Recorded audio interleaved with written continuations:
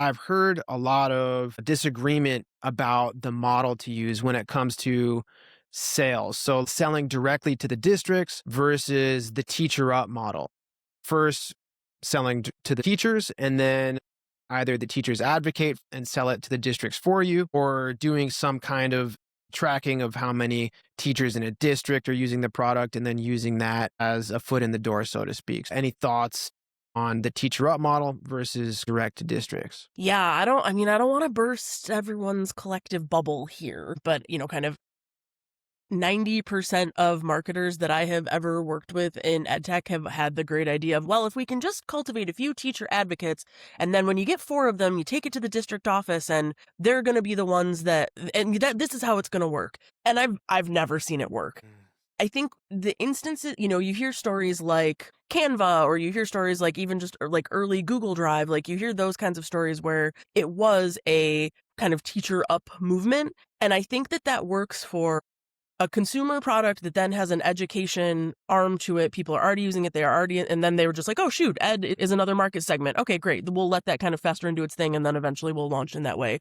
But for purpose-built ed tech products, I haven't ever seen it be successful. One, teachers they're having a rough time right now in terms of what's going on in classrooms. And so like new tech and new tools are not necessarily on the top of their mind. For some teachers, even the most like super techie ones, they're going to want to find new things. But then bringing that in is challenging, right? If it's an app, they can't put it on Chromebooks. They have to have IT. And if you have IT involved, then you have all this other stuff that goes on. Two, is that really worth the effort? That sort of thing. And I think that and so like even just bringing new things in that you want to try, if you want it to be used at a student level, there's just so many logistics that are challenging there. And then even, okay, so, you're at a charter school and you can do whatever you want and you've done all this, amazing.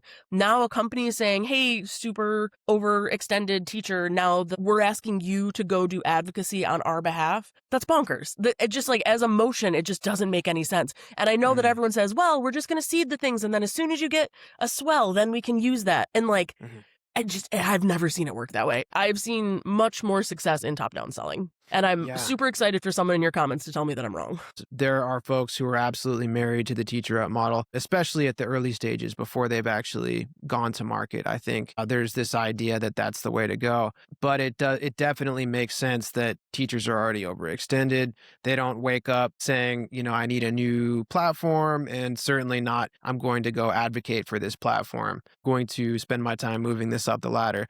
And why would they? There better be some kind of really good incentive for them to do that. There's so much room for teacher voice and teacher perspective in the ed tech space. If you're super, super early, the best thing you can do is find 10 teachers from people you know and teacher Reddit to say, hey, can I pay you to spend an hour with me and give me your feedback and tell me what you think? And if you like it, I can use the quote, right? Like there's so much value in all of that. But to expect that to turn into your big picture district selling strategy, I just haven't seen it be successful. Teachers just don't have the budget approval. They don't have the political capital to move things up the chain in that way. And they just don't have the time or energy. They're so many levels away from the buying power that I just don't think it's a reasonable ask. There's so much to be done as far as case studies, customer stories, and good insights and research, and getting teachers to advocate for you and talk about your product for your promotional materials. But that's a far cry from actually asking them to sell for you. That's a little different, right?